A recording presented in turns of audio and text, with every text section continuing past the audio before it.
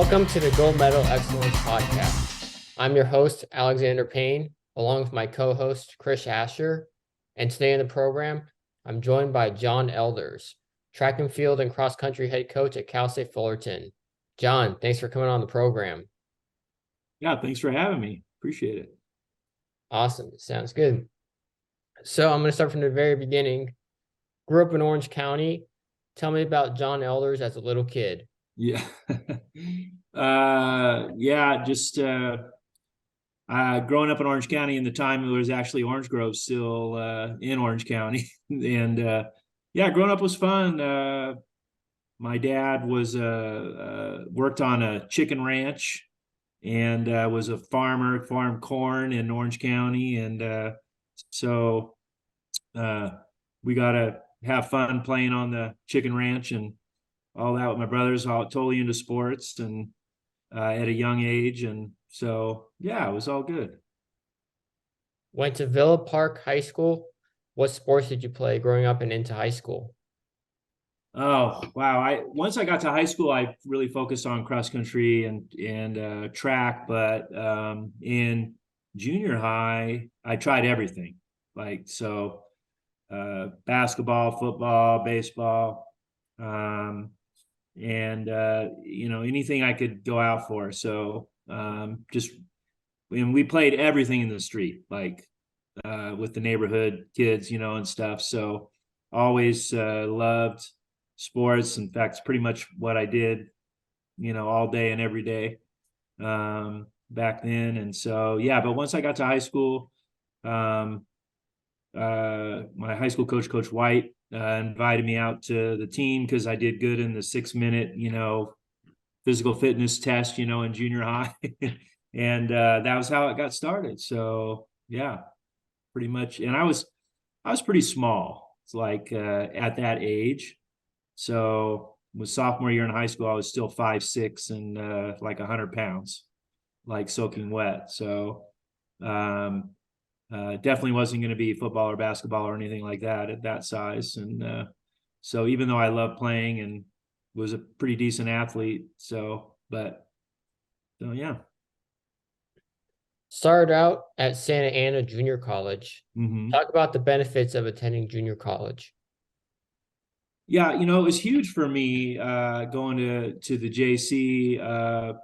Coach Siddons at Santa College, he approached me at the track and field league finals, Century League finals, my senior year, and I didn't really have plans to go to school, beyond high school. So he invited me, and I wanted to continue running, and so I was like, cool, go to school and run. And so I think that for the kid I was, other kids on my team in the high school team, they applied to colleges and they were going to UCLA or they're going here or there or whatever. And I really didn't have that direction. So getting invited to compete at Santa College was huge because it kept me going to school, right? And I was really basically going to school to keep running. But the fact that after a year I'd taken classes and passed classes. After 2 years, I passed classes, and I was getting further and further along. And so then I started thinking about, okay, maybe I should transfer, to a 4-year.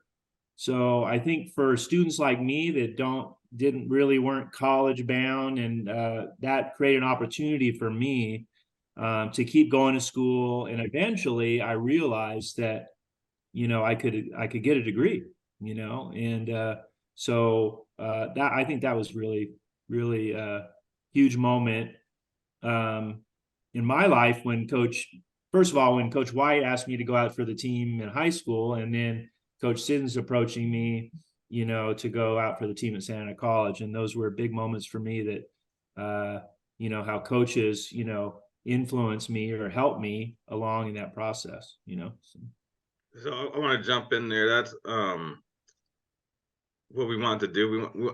This is our second episode, John, and we wanted to bring in guest speakers like you Don Stramis is on the list. We want to talk about some subjects I think parents and student athletes want to hear. So we'll get to some more questions later, but I wanted to jump in there because that was one of the topics we've talked about before, and I've really broached on is for some kids, going to junior college is great, so to hear it from a guy who's retired Cal State Fullerton head coach, like, hey man, I went to junior college, I ran track at a junior college, it gave me the opportunity to do this.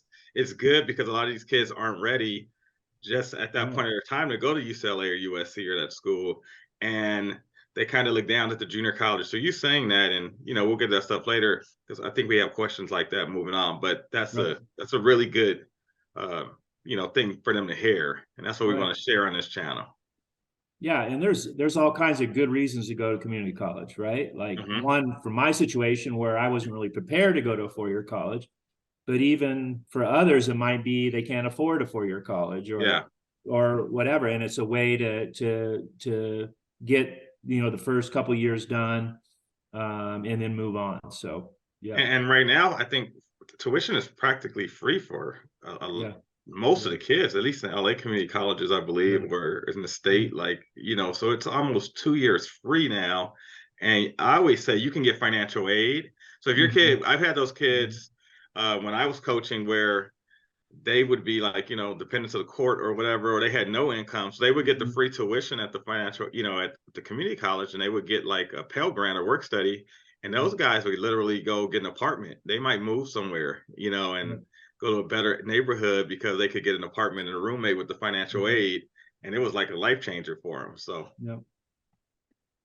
yeah, I'm a big fan of the JCs. And of course, we benefited at Cal State Fullerton a lot from, community college transfers and things like that. So that was always something that that I always appreciated and wanted to bring to Fullerton. Was the JC athletes. So I was the same.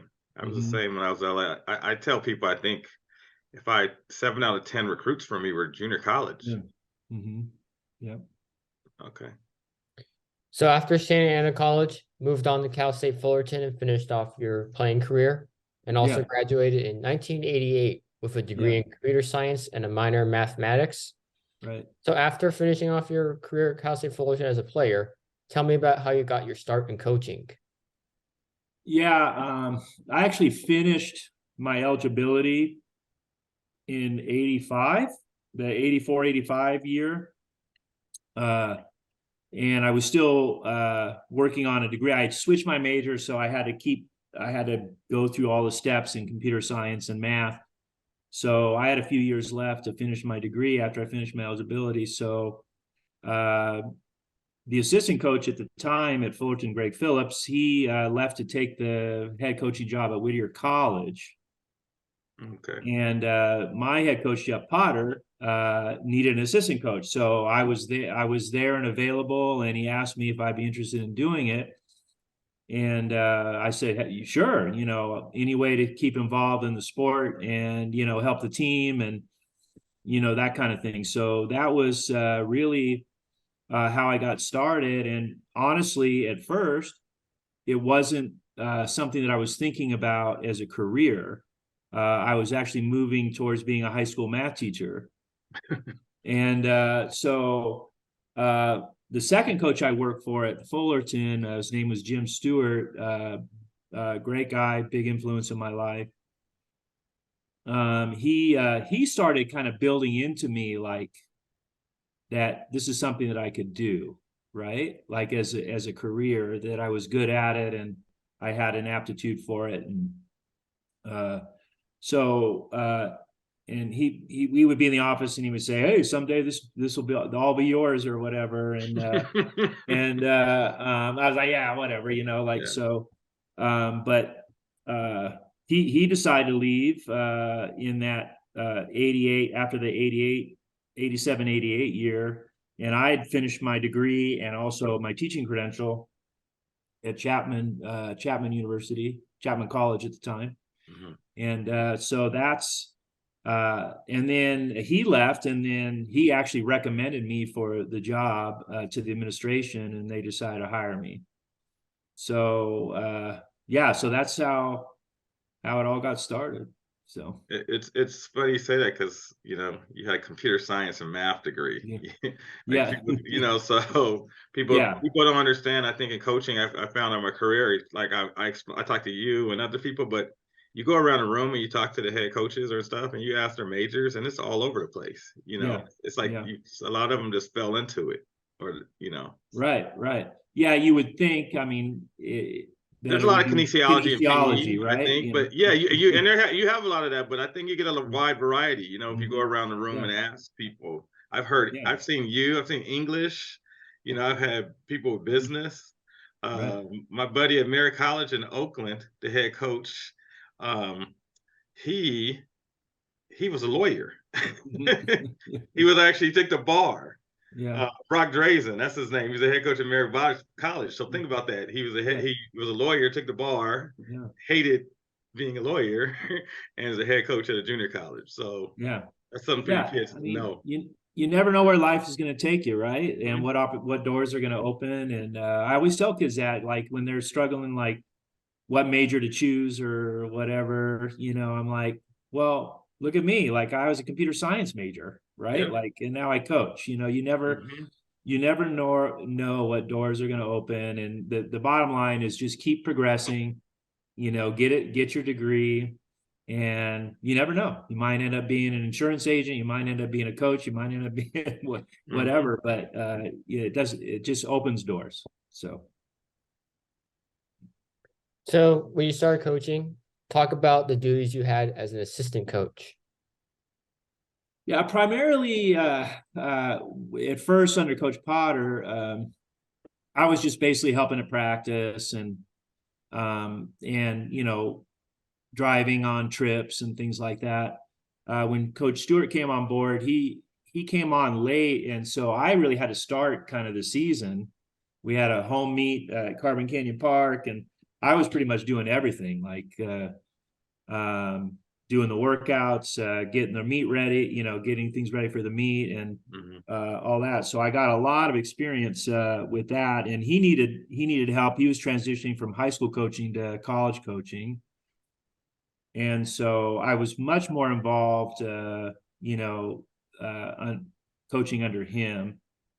And so yeah, so I definitely learned a lot, working for him, and I learned from both coaches, from different aspects of coaching. Mhm. Coach Potter, it was more of the actually workouts and things like that, and then Coach Stewart was more about leadership and things like that. So So talk about how you started pushing for your first head coaching job. yeah, as I mentioned, I really didn't have to push it on. Like it just Yeah. kind of happened. I was planning on being a high school math teacher, which I did concurrently for a couple years. For 3 years I taught math at Fullerton High while I was coaching at Cal State Fullerton. So really didn't have to push for it. And like I said, there's things, you never know where life's going to take you and what doors are going to open. And that's what happened for me. And it ended up being a, over 33-year career, head coaching career, so you just never know. Yeah, I mean, listen to that, kids or parents. He started basically volunteering because the guy needed some help. Mm-hmm. Like, hey, I need some help. Well, I'm done with my eligibility. I need some help. Yeah, I Mm-hmm. help. I want to stay involved in the sport. Next thing you know, he's retired, Mm-hmm. head coach, conference champions. But he was doing all the work from the ground up. I would say those years as assistant coach when you were starting, John. How much you get paid for that? This you I get got paid nothing, like, so. so listen, nothing. How many hours a week would you say you worked? What's that? And like when you were an assistant your first few years, how much did you get paid, and like, well, how many hours a week did you work, or did you Yeah, or as a I was a volunteer, so I didn't get paid those 3 years. And I put in a lot of time, like uh especially like I was mentioning that transition from Coach Potter to Coach Stewart, like Mhm. there was nobody coaching except me for a few months. And so I had to do everything. But, I loved the program. I was passionate about, what I was doing. And so it was an investment. And Chris, this, like when you work for me, you, Oh, absolutely. like, so, yeah, I like to hear other people say it. I didn't make anything. yeah. I mean, my story, I call it bucket. My car was a $400 car. I waited tables. Yeah. I'll say this, I'll throw this comment in because this is for, we send this out like parents and kids to see this, but you do this when you're young. I got good advice from Don Stramis, and he said, do this for the next 3 or 4 years and it'll set you up for the rest of your life. So it was kind of like, let me pay my dues. And he also said another good point. And I remember this and I say it to other kids, you're pretty poor at that point. And what I mean by that, you just graduated from college. You don't have any money. You really haven't got started your career. So use those first 2 or 3 years to get in the door of something you want. Pretty much any profession I've seen, it takes some time to get in the door if you want to be like in coaching. And if you want to be collegiate or professional coaching, everyone starts at the bottom. Like, Nick Saban, you hear these stories about these NFL guys and they started, just being assistants or go get coffee for the head coach, whatever. So you start at the bottom and you put a couple years of work in and you pay your dues and then you rise to the ranks. Yeah, that's absolutely true. And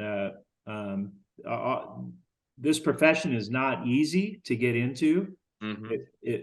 It kind of fell in my lap, but for a lot of people, it's not easy to get into, aspiring coaches. So you got to pay your dues, and it might mean like waiting tables and living in a crappy apartment and driving a bucket of a car and, like you did. And that's what you got to do. But the payoff is you start developing relationships, and connections, and then sooner or later that door opens, and there's something for you. So, yep. So talk more about what the jump is like from being an assistant coach to a head coach. Yeah, I mean, a lot more responsibility, obviously. Everything's on you, so yeah, it's just taking on all that. You have to plan, you have to do the travel planning, you have to do the workout planning, you have to do fundraising, you have to do, all kinds of stuff. We used to do a fireworks stand back in the day as a fundraiser. Our funding wasn't very good. And, so it's a lot of responsibility, and you don't really realize that as an assistant coach. You don't see everything the head coach is doing, and I think even Marcus Barroso, the new head coach at Fullerton, he's like, coach, how'd you do this? How'd you do this? And it's a lot, and I think people from the outside don't realize how much work cross-country and track and field coaches do. And I don't even think, honestly, most athletic directors know, right? And appreciate how much cross-country and track coaches do. So it was a big transition for sure. So it's a huge transition. I thought I knew what I was doing following you around, and I knew this is going to be an easy transition. It was ridiculously hard. You have no idea, because the head coach, especially an experienced head coach like you, after a while the head coach knows what he's doing and it comes like clockwork and he can do things really fast, so it seems effortlessly. But when you haven't done it, so as an assistant, I'm recruiting and I'm writing workouts up and I'm coaching, and then as a head coach, that becomes the day-to-day coaching becomes 20% of your responsibilities. I remember as an assistant, I'd be at the track 6 hours. As a head coach, I was at the track 2 hours because you have all the other stuff to do. Yeah. So it's, you need more assistants, you need more help. You've got parents, you got fundraising. So it's, it takes you a while to learn to be a good head, to do those things. Yeah, no, it definitely took me a while. So. So you got your first head coaching job at age 26, very young college head coach. Did you feel like at that age you were ready for it? Oh yeah, that's a great question. It was for me, and I don't think it's an age thing. I think it's more of a maturity thing. And for me, I wasn't the most mature 26-year-old in the world. I've hired coaches that are 22, 23, 24 that were, very mature and very ready. So it took me, and when I made that transition from assistant coach to head coach, I was still coaching some of my peers, right? Like that I was teammates with. Yeah. And so that made it tough. And I think it took me, I would say, when I hit 30, so I've been in coaching 4 or 5 years, I finally kind of hit me that the responsibility that I had as a leader, and really, really embracing that leadership, role and role model role as a coach, where at first I was just doing it because I like it. It was fun, like I'm still in the sport, but then it it really hit me about when I turned 30, yeah, I'm a role model, I'm a leader, and I have to approach this differently. So yes, that's good. That's good comment. You said that. I always think of myself. I think it took me after my 30s to, you know, like I think I had part of the stuff down, but you really have to. I think one day I was on committees and stuff, and I remember Curtis Fry on the committee. So some people said certain things to me that really made me step up or change the way I wanted to be as a head coach and perceived. And I remember Curtis Fry saying, "Hey, man, I respect the word coach." We were in a meeting. He said, "I respect the word in a professional coach." He goes, "A coach is just not some guy who's running around doing anything." He goes, "A coach is, professional and this and instructor, and you need to respect yourself like that, and the way you dress and talk." And it changed for me. And you know, towards the middle of my career, I changed the way I dressed, the committees, how I wanted to appear, so it takes time to grow into that role. Yep. To talk about who impressed you on the field as a coach. You mean as other coaches? Players who impressed you on the field. Oh my gosh. There's been so many. Kids that have come through the program that just great character, hard workers, total team people. Chris, when Chris was at Fullerton, we had a guy, Brandon Campbell, who was a basketball player, but was also did track, and he was a total, Titan, and despite being in basketball most of the year, came out the track, and real hard worker, great guy.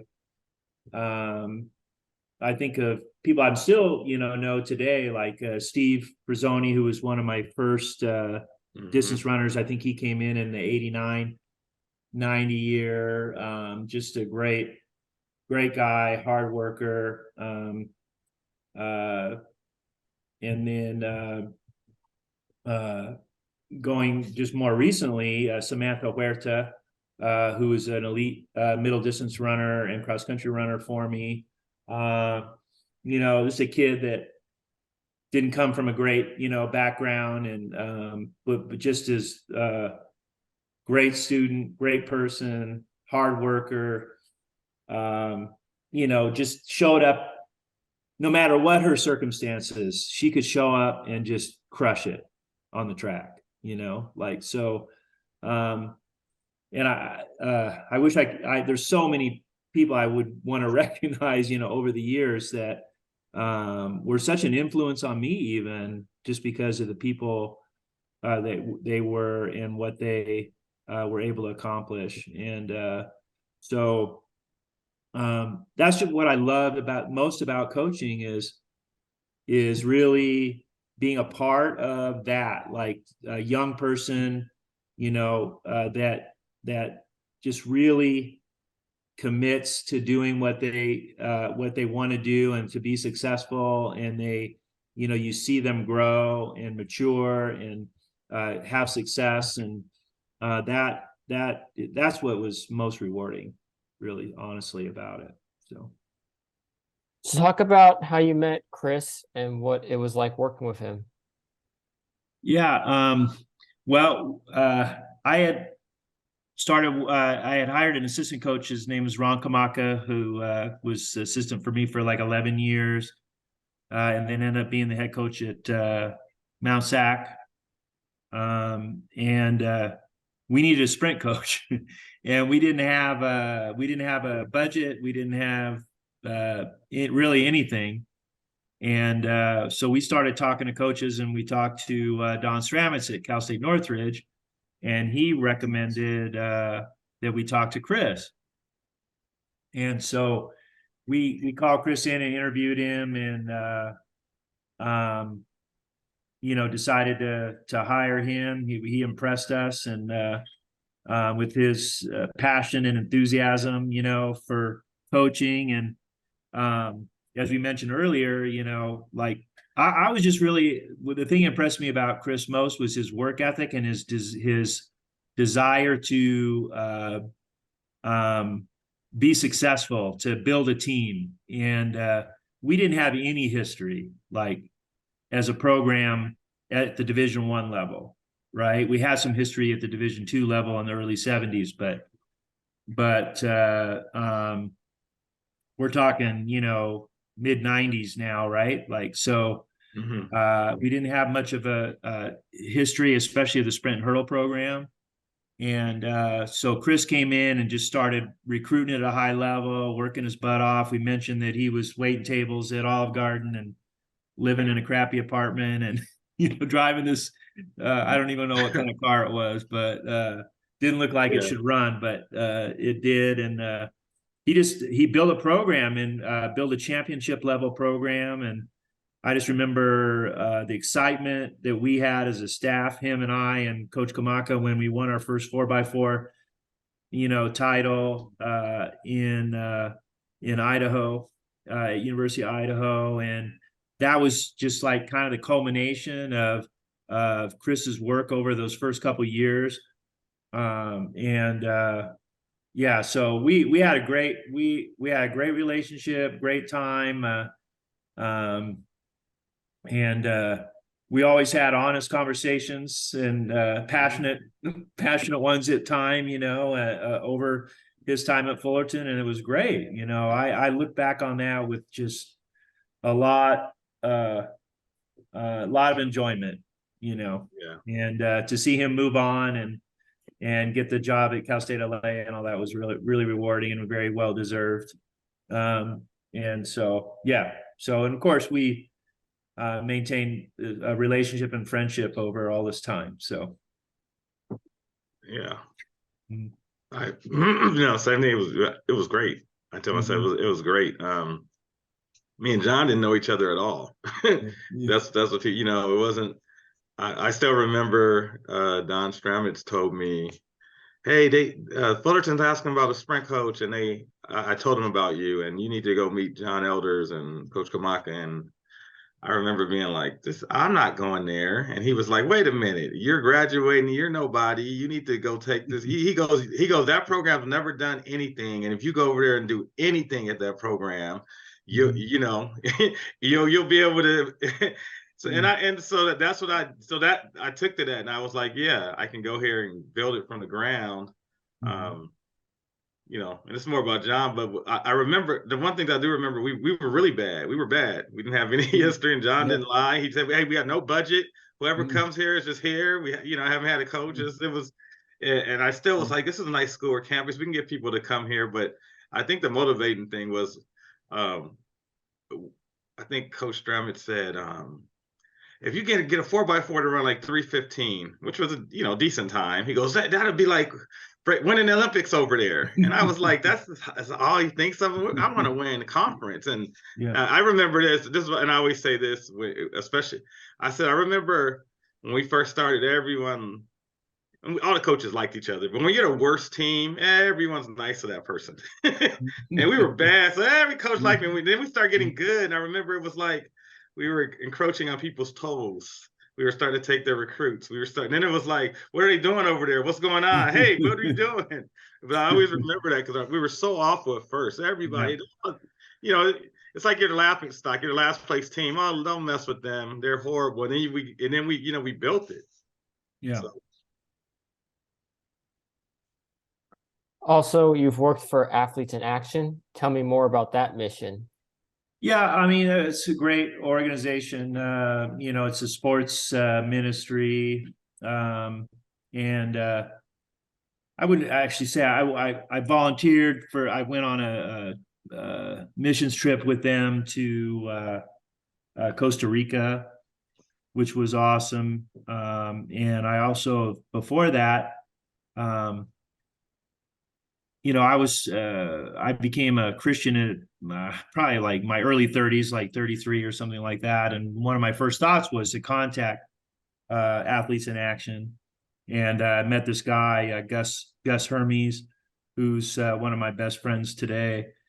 And he just, you know, discipled me, walked me through the basics of faith and of the faith, and invited me to go ironically, to a camp in Fort Collins, Colorado, at Colorado State University, which is now where I live, but in Fort Collins. And that was a great experience. And then I did the trip to Costa Rica, and that was awesome because we really got to teach kids, you know, the basics of track and field, and the facilities in that country are awful. And just an opportunity to build relationships there and help the kids learn about the sport, you know, talk about our faith. And it was really an awesome experience. So. You also like clinics for coaches and youth players as far as Costa Rica. Tell me about how that's like and expanding to internationally. Yeah, that was great. I mean, the kids were just like sponges, you know, they just wanted to learn. And the coaches there too. So we actually work with the youth during the day.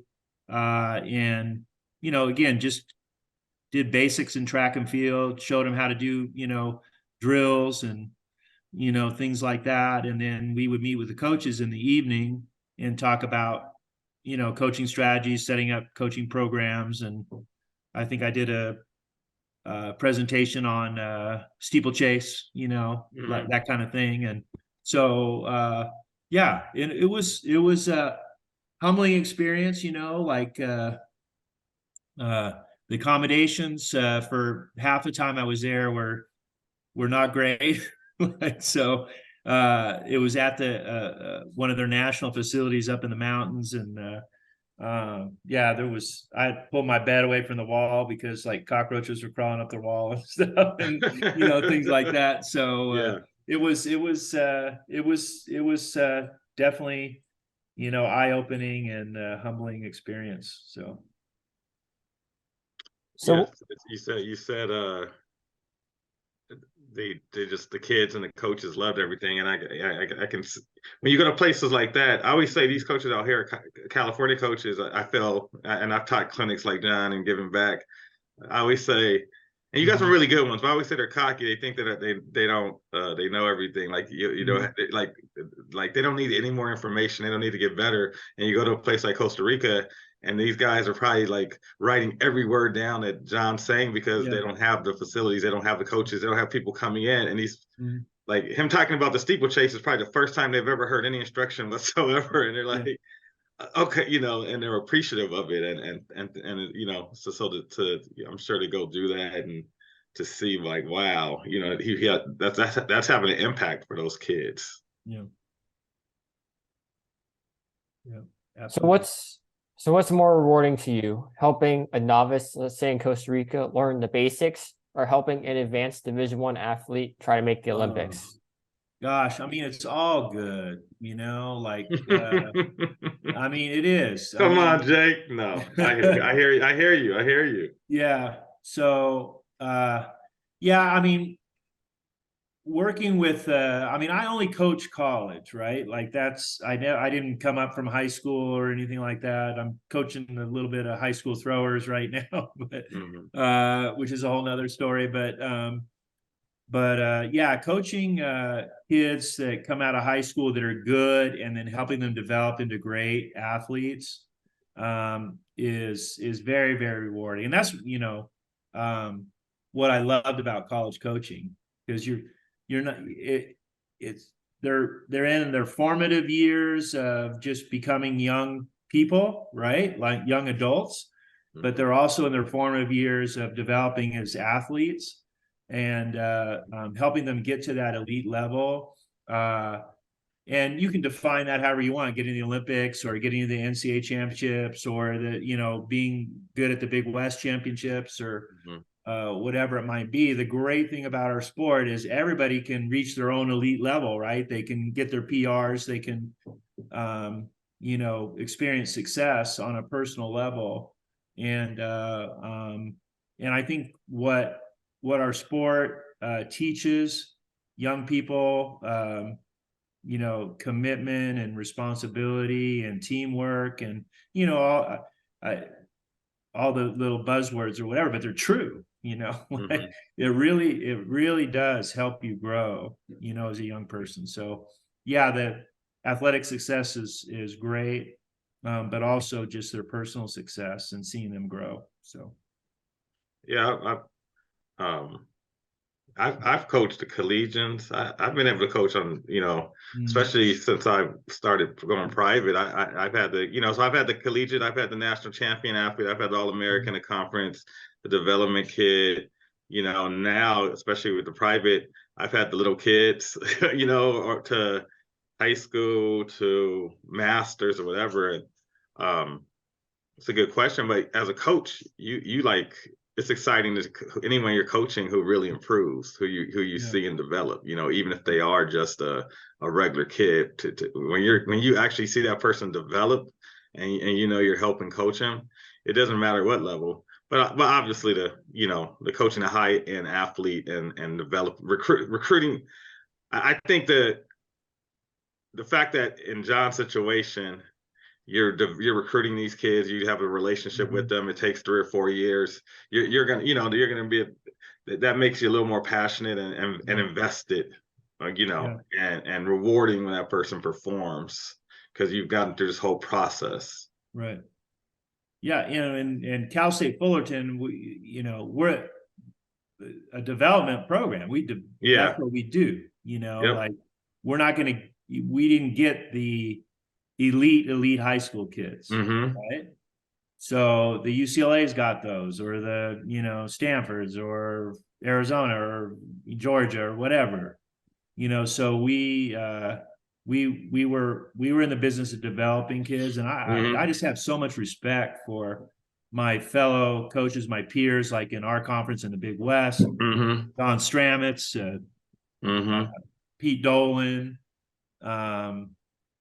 Andy Seith at Long Beach State, Irv Ray, retired coach from UC Riverside. We are all in the business of developing kids, and not just recruiting the elite of the elite and then having them be elite, in college.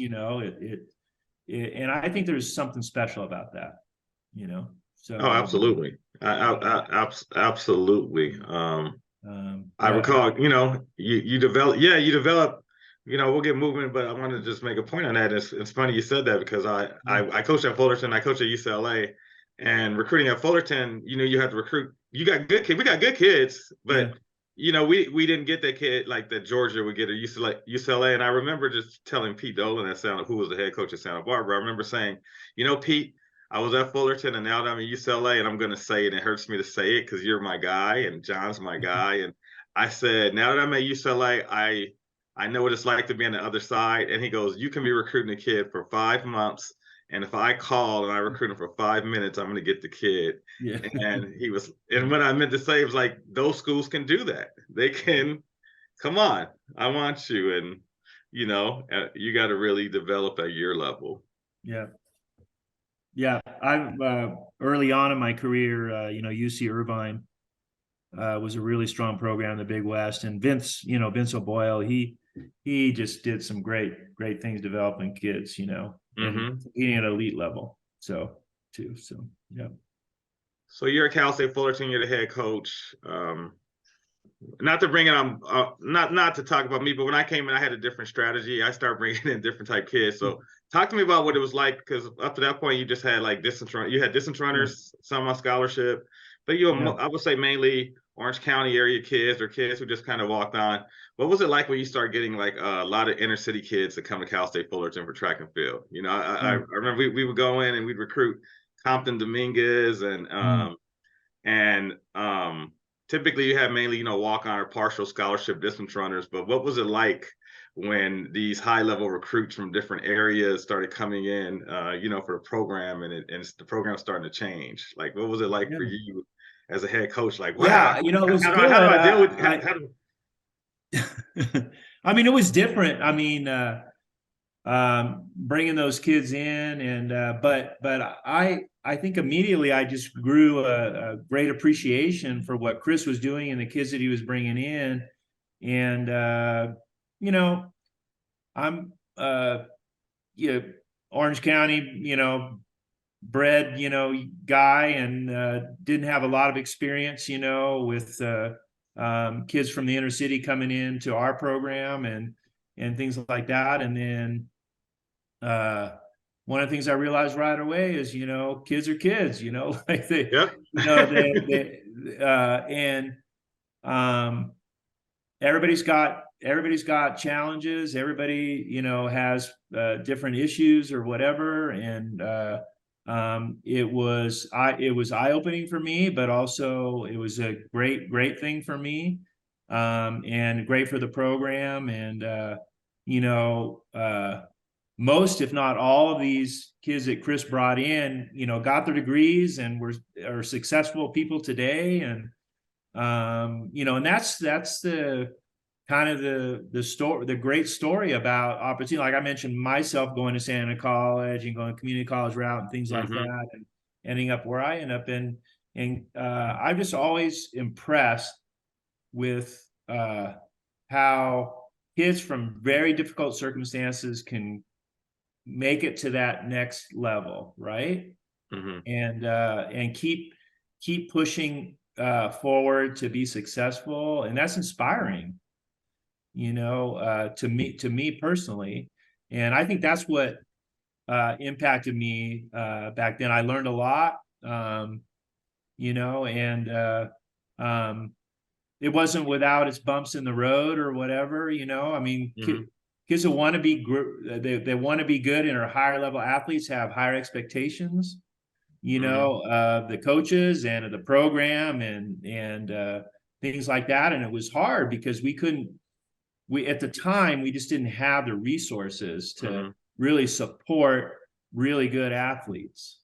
And so that was a challenge, and it was frustrating for the kids, and it was frustrating for us at the same time.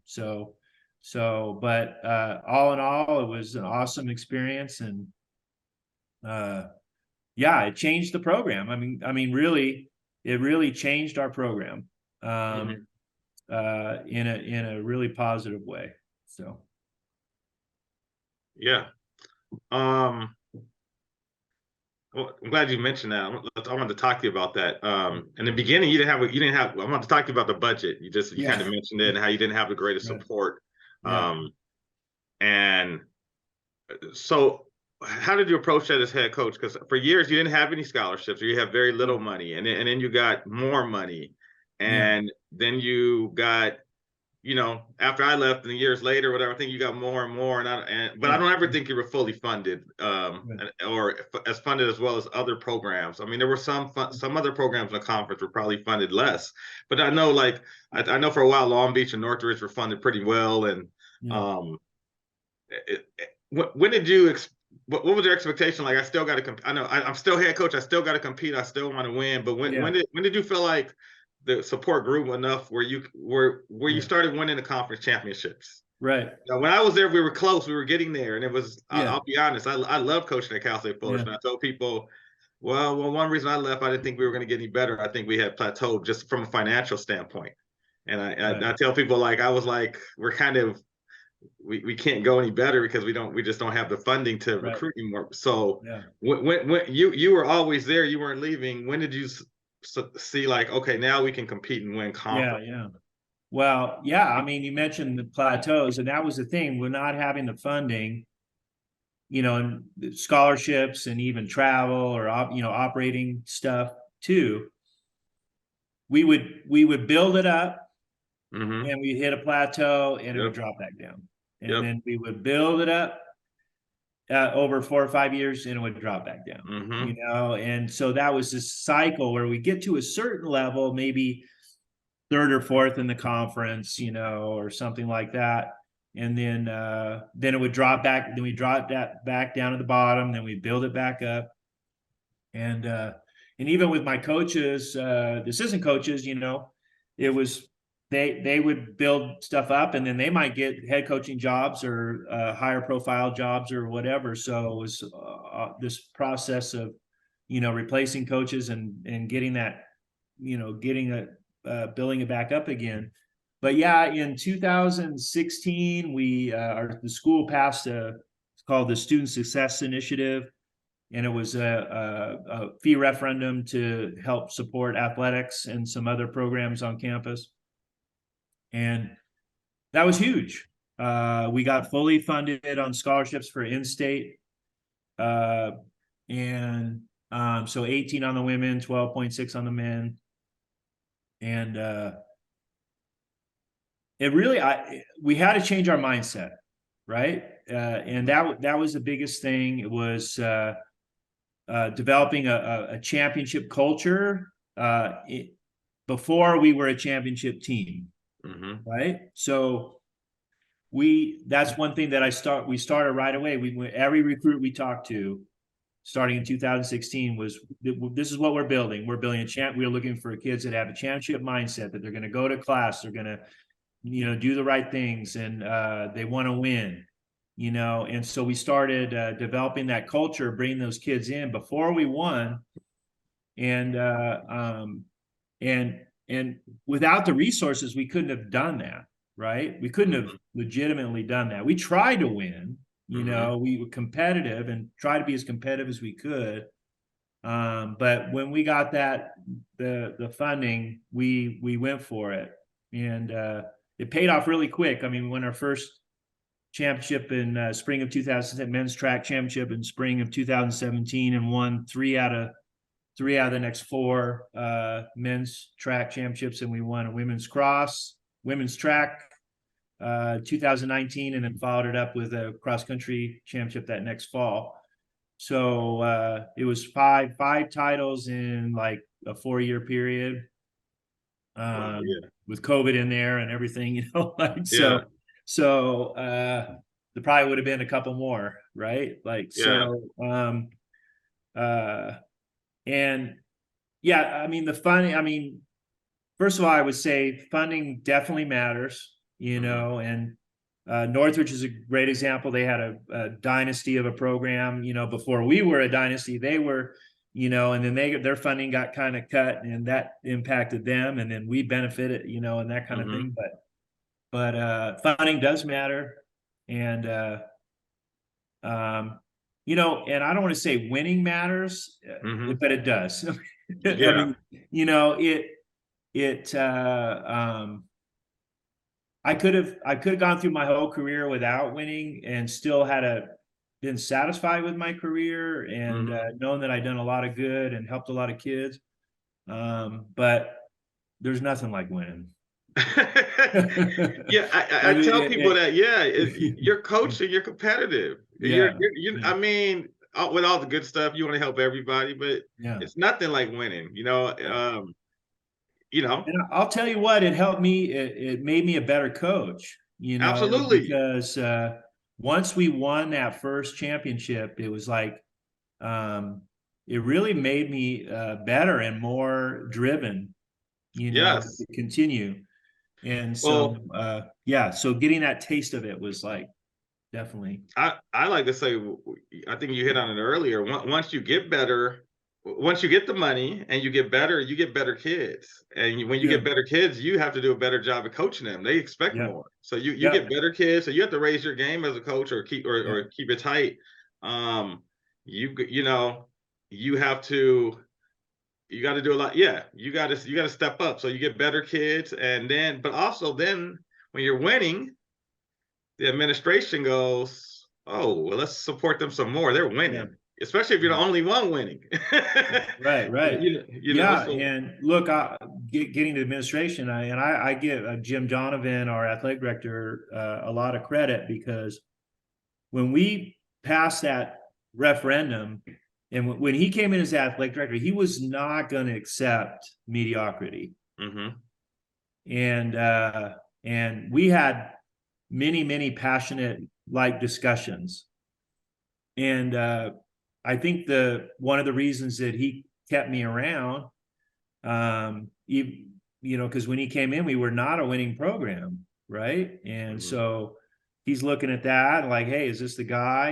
Is this the right guy for the job? And he just, and through our discussions, and we had some passionate ones about what the potential was for our program. And he decided to keep me around, and he didn't keep other coaches around. And so he really he really challenged me to be better, mhm, and so and and I think any coach needs that. When you're the head coach, you're your own boss, right? Everybody reports to somebody, right? but mhm. but he was definitely, uh I would consider him a mentor, and helped me be a better coach. And so Awesome. Yeah, that's okay. That no, great. Next question for you. Talk to me about kind of two sides. Talk to me about recruiting. You were there at Fullerton, I think, John, what, over 30 years? right. But so talk to me about recruiting in the '90s, early Yeah. 2000s, in Yeah. 1990s and early 2000s compared to like when you retired at the end of your Right. career. Yeah. Because even for me, it changed.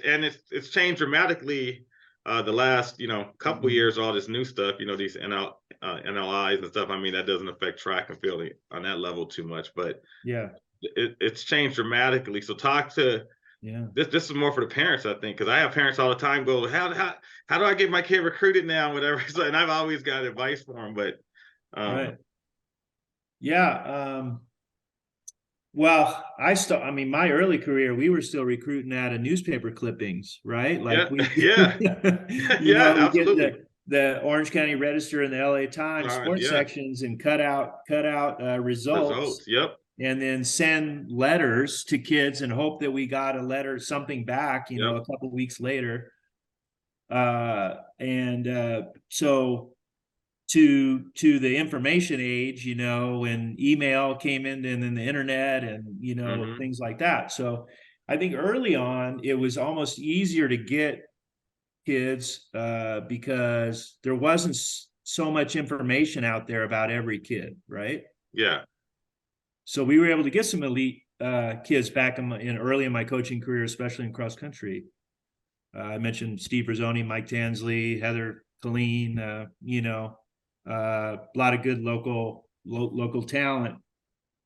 And yeah, then the internet and everything came into play, and then things got way more competitive. Title IX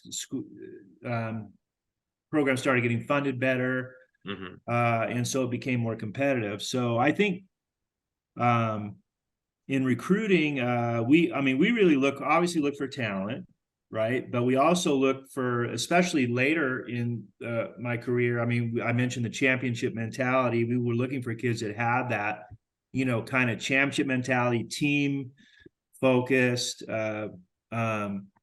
Obviously, they're going to, do well in the classroom, and those kind of things. And of course, uh, sometimes you get lured in, you see the red flags, and you recruit a kid and it ends up not working out,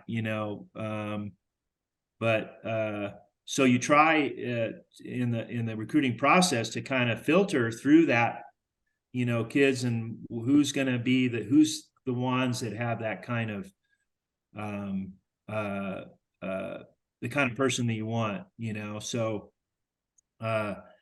one of the things that Jim Donovan really recommended for us is to talk to people, talk to the parents, talk to a counselor, talk to coaches, and get references about kids.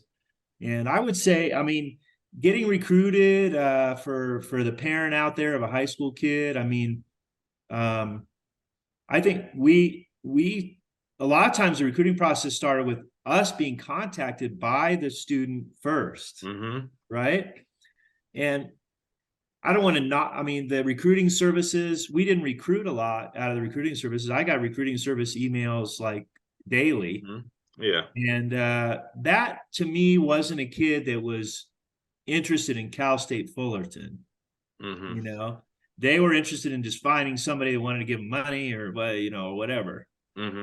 And so I think the thing that I recommend to even friends of mine that have kids that are potential college athletes is hey, reach out. Reach out to the coaches of schools that you're interested in, and let them know that you're interested. And I think that goes a long way. And of course, you're going to reach out to kids that don't necessarily know about Cal State Fullerton, but then you get to tell them about it, right? And then oh, I didn't know that, or I didn't know that, So I think I always just encourage parents to reach out, and maybe a coach is going to find, you're going to find common interest.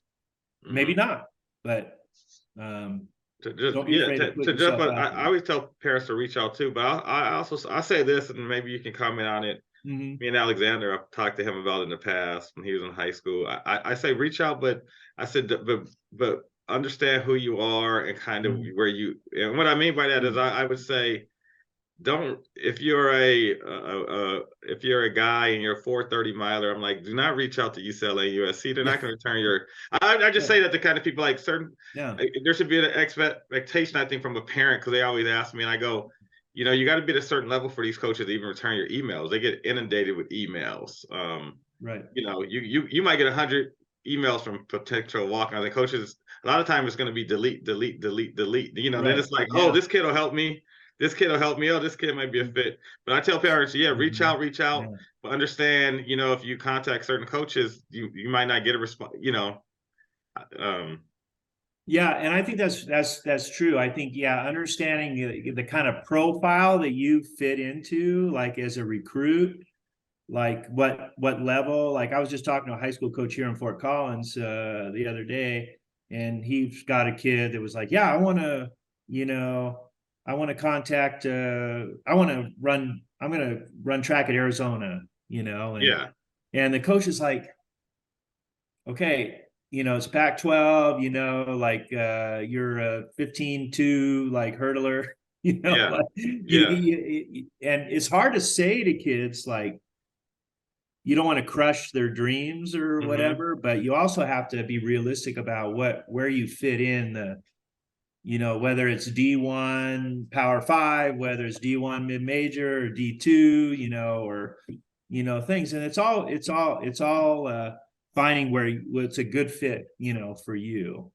And some coaches, they won't even respond. I try to respond as much as I could. And I had this kind of form letter that I had. It was as nice as it could be, as nice as a rejection, as I can make it. But at the end of the day, you can't answer every single one, right? Yeah. But yeah, it's important to kind of understand where you fit in. John, last question. Without biases, you kind of talked about before. Without biases, rank your top 5 Cal State Fullerton track and field cross country athletes on athletic accomplishments only. Oh yeah. Just to put you on the spot, Yeah. Let's finish your thing. I don't know if I could put these in order, but no particular order. Yeah. Who are because even as a coach, some guys are going to shoot to mine, so you might miss her, but there's always a few that shoot to mine. Yeah.